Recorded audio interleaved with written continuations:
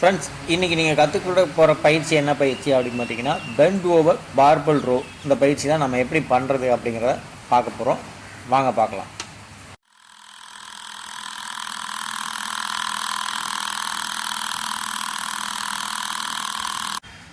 Bend over barbell row பயிற்சி வந்து நம்ம பண்ண போகிறோம்.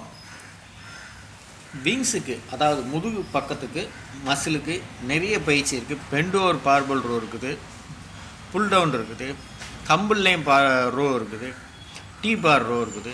இந்த மாதிரி நிறைய இருக்குது. இதில் அந்த பார்பல் ரோ போடுறபோது உங்களுக்கு ஒரு நல்ல ஒரு பலன் கிடைக்கும்.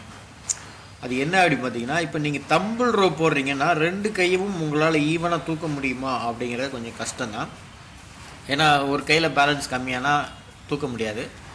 ஆனால் பார்பல் ரோவில் ஒரு கையில் பேலன்ஸ் இருந்தாலும் இன்னொரு கையில் கொஞ்சம் குறைவாக இருந்தாலும் ஒரு சப்போர்ட்டில் 2 கையும் ஒரே மாதிரி ஈவனாக மேலே போய் வரும், 2 கையும் ஈவனாக போய் வரும். ஸோ இந்த மாதிரி நீங்கள் பார்பல் ரோ பண்ணுற போது உங்கள் மசில் வந்து நல்லா டெவலப் ஆகும். ஸோ அப்பர் மசில் இருக்குது பார்த்தீங்களா, விங்ஸு, அதாவது முதுகு பக்கம், உங்கள் கைகளுக்கு பின்பக்கத்தில், செஸ்ட்டுக்கு நேர் பேக்கில், அந்த இடத்துல இருக்க மசில் நல்லா டெவலப் ஆகும், வளரும்.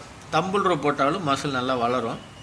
சிங்கிள் ஆர்ம் தம்பிள் ரோ போடுனீங்கன்னு வச்சுக்கோங்களேன், உங்களுக்கு நல்ல மசிலோட சைஸ் வந்து நல்லா திக்காகும். அதே போல் இந்த பார்பல் ரோ, இதில் வந்து நீங்கள் வெயிட் வந்து நிறைய யூஸ் பண்ணலாம். தம்பிள் ரோவோட பார்பல் ரோவில் நிறைய வெயிட் யூஸ் பண்ணலாம். ஸோ இந்த பயிற்சி எப்படி பண்ணணும் அப்படி பார்த்தீங்கன்னா, ஒரு பெரிய பார்பல் ஒரு ராடு ஒன்று எடுத்துக்கோங்க. தேவையான வெயிட் வந்து நீங்கள் யூஸ் பண்ணிக்கணும், சரிங்களா?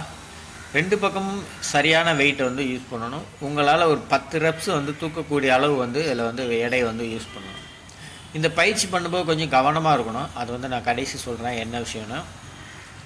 வந்து பயிற்சி எப்படி பண்ண பார்த்தா, இந்த மாதிரி பார்பலில் கையை கரெக்டாக வச்சுக்கோங்க. உங்கள் கால் பக்கத்தில் கையை கரெக்டாக மேலே இழுக்கணும். உங்கள் தொட பக்கத்துலேயே நீங்கள் இழுக்கலாம். சிலர் வந்து கையை வந்து ரொம்ப நம்ம உடம்பு விட்டு தள்ளி வச்சு இழுப்பாங்க. ஸோ அந்த மாதிரி நீங்கள் பண்ணாதீங்கன்னா, அப்படி பண்ணிங்க அப்படின்னா வெயிட்டு நீங்கள் எக்ஸ்ட்ரா வந்து யூஸ் பண்ணும்போது உங்களால் பேலன்ஸ் பண்ணி தூக்க முடியாது. அப்படி நீங்கள் தூக்கினாலும் உங்கள் கையிலால் நீங்கள் தூக்கும்போது உங்கள் கையில் இருக்க எனர்ஜியெல்லாம் போய் உங்கள் தேவையில்லாத பாடி பெயின் வரும். ஸோ அது பண்ணாதீங்க. உங்கள் மசில், உங்கள் தொட மசில் ஒட்டின மாணிக்கு அந்த பார்பல் வந்து மூவ் ஆகிற மாதிரி பார்த்துக்கோங்க. ஸோ நல்லா வெயிட்டை நீங்கள் யூஸ் பண்ண முடியும்.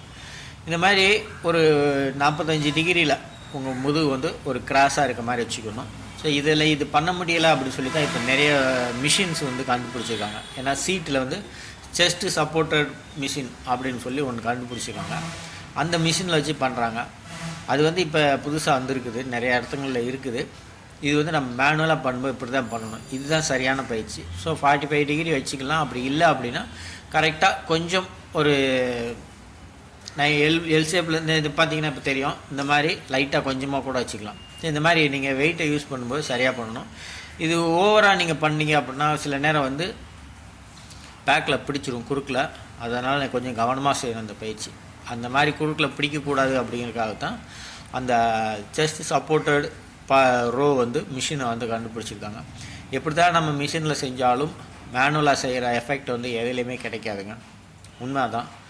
அந்த மேனுவலாக நீங்கள் செய்கிற போது உங்களுக்கு கிடைக்கக்கூடிய அந்த மசிலோட எஃபெக்ட், அதோட திக்னஸ், அதோட வளர்ச்சியாக டென்சிட்டி தான் உங்களுக்கு என்றைக்குமே மெயின்டெனன்ஸாக இருக்கும். மேனேஜாக மிஷின்லேயே அதிகமாக பண்ணிக்கிட்டே இருந்தோம்னா மசில் வளரும், ஆனால் சீக்கிரத்தில் வந்து உங்களுக்கு லாஸ் ஆன மாதிரி ஆகிடும்.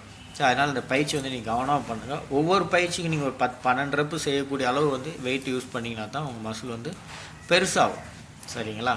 இல்லை அப்படின்னா கம்மியான வெயிட்டை யூஸ் பண்ணி நீங்கள் செஞ்சுக்கிட்டே இருந்தீங்க அப்படின்னா உங்களால் வந்து மசிலை வந்து பெருசாக டெவலப் பண்ண முடியாது.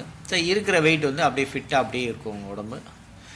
அதே மாதிரி நீங்கள் வந்து வெயிட்டை யூஸ் பண்ணும்போது நீங்கள் கொஞ்சம் கவனமாக தான் யூஸ் பண்ணணும். ஒவ்வொரு பயிற்சிலையும் நீங்கள் கொஞ்சம் ஒரு நிமிஷம் பிரேக் விடலாம். ஒரு 35 செகண்டு 40 செகண்ட் வரைக்கும் பிரேக் விடலாம், ஒரு செட்டுக்கும் அடுத்த செட்டுக்கும் நடுவில். இந்த பயிற்சியை நீங்கள் பண்ணும்போது அவங்க முதுகு வந்து நல்லா டெவலப் ஆகும். ஸோ டீ பார் ரோ பண்ணுறதை விட இதில் வந்து உங்களுக்கு நல்ல ஒரு பலன் கிடைக்கும். Machine row, seated machine row பண்ணுறதை விட இந்த பார்பல் ரோவில் வந்து நல்ல ஒரு